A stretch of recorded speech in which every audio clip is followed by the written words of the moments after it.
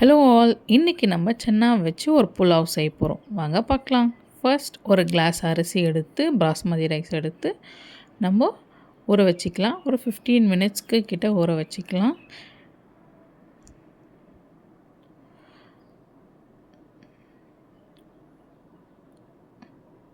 ஒரு 15 மினிட்ஸ் கிட்ட நம்ம செய்கிறதுக்கு முன்னாடி கொஞ்சம் ஊற வச்சுட்டா, ஸ்டார்ட் பண்ணும்போது ஊற வச்சா கரெக்டாக இருக்கும். ஒரு 15 மினிட்ஸ் முன்னாடி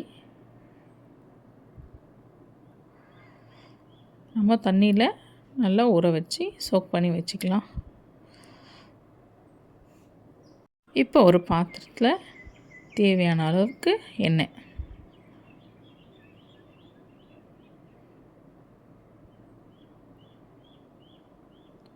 அப்புறம் ரெண்டு ஸ்பூன் அளவுக்கு நெய் சேர்த்துக்கிறேன்.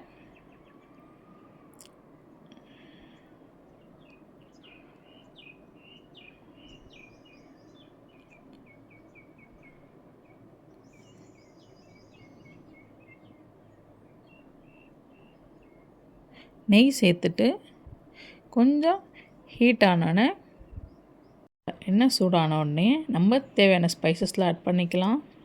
பட்டை, கிராம்பு, ஏலக்காய், ஜாதி பத்திரி, அன்னாசி பூ, கடல் பாசி எல்லாம் தேவையான பிரியாணி இலை எல்லாம் தேவையான அளவுக்கு எடுத்து சேர்த்துக்கலாம்.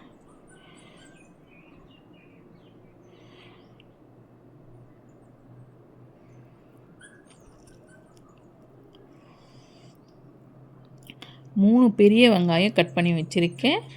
பச்சை மிளகா நீல வாக்கில் கட் பண்ணி வச்சுருக்கேன். இதெல்லாம் நம்ம ஒன்றா சேர்த்துக்கலாம்.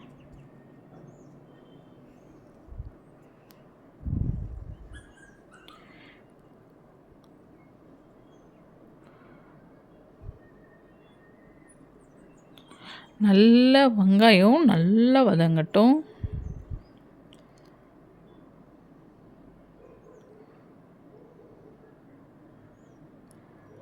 நல்லா ஒரு கோல்டன் ப்ரௌன் கலருக்கு நல்லா வந்த பிறகு நம்ம தேவையான அளவுக்கு புதினா, கொத்தமல்லி தழை ஆட் பண்ணிக்கலாம்.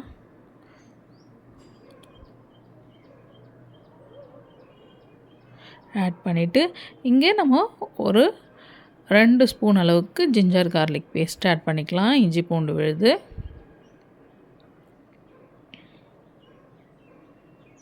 நல்லா அடி பிடிக்காமல் நல்லா கைவிடாமல் கலரினே இருக்கணும்.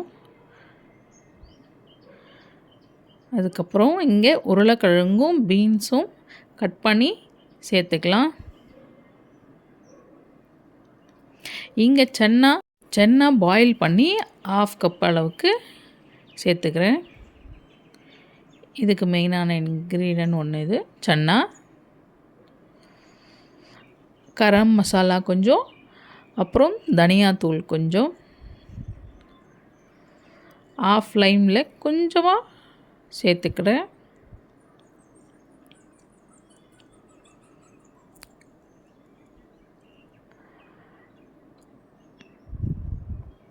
அரை கப் அளவுக்கு தயிர். இதில் நம்ம தக்காளி சேர்க்கறதில்ல, அதனால் தயிர் உங்கள் புளிப்புக்கு தேவையான அளவுக்கு எடுத்துக்கலாம். உப்பு ஆட் பண்ணிக்கலாம். ஒரு கிளாஸ் அரிசிக்கு நான் 1.25 கப் தண்ணி ஊற்றிக்கிறேன். ஏன்னா தயிரில் கொஞ்சம் லெமன்லலாம் தண்ணி இருக்கும். ஸோ நான் 1.25 கப் தண்ணி ஊற்றிக்கிறேன்.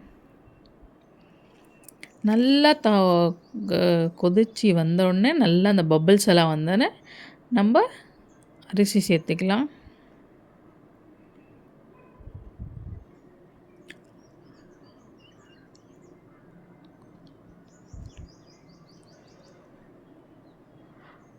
அரிசியை சேர்த்துட்டு ரொம்ப இது பண்ணோம்ல, நல்லா ஓரளவுக்கு மிக்ஸ் கொடுத்துட்டு கலரிட்டு நம்ம க்ளோஸ் பண்ணி கொஞ்சம் லைம் பிழிஞ்சிட்டு மேலே க்ளோஸ் பண்ணி வச்சுக்கலாம்.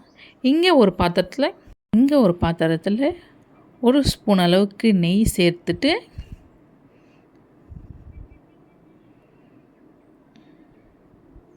தாளிப்பு கரண்டியில் 1 ஸ்பூன் நெய் சேர்த்துட்டு முந்திரியும் நம்ம நறுக்கி வச்ச வெங்காயமும் ஆட் பண்ணிவிட்டு ஃப்ரை பண்ணி எடுத்துக்கலாம்.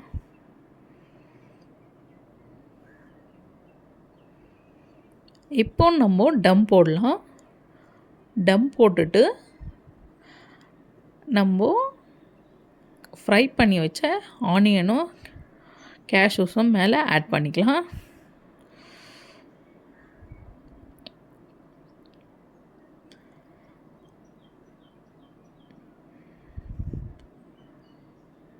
நம்ம நல்லா கொஞ்சம் மிக்ஸ் பண்ணிக்கலாம். மிக்ஸ் பண்ணிவிட்டு நல்லா கொஞ்சம் உடையாத மாதிரி லைட்டாக ஒரு பக்கமாக இருந்து எடுக்கலாம். அவ்வளோதான், நம்மளுடைய சன்னா புலாவ் தயாராகிடுச்சு. நீங்களும் ட்ரை பண்ணி பாருங்கள். ரொம்ப நல்லா இருந்துச்சு. நீங்களும் ட்ரை பண்ணி பார்த்துட்டு சொல்லுங்கள். அட்டகாசமான சன்னா புலாவ் தயாராகிடுச்சு.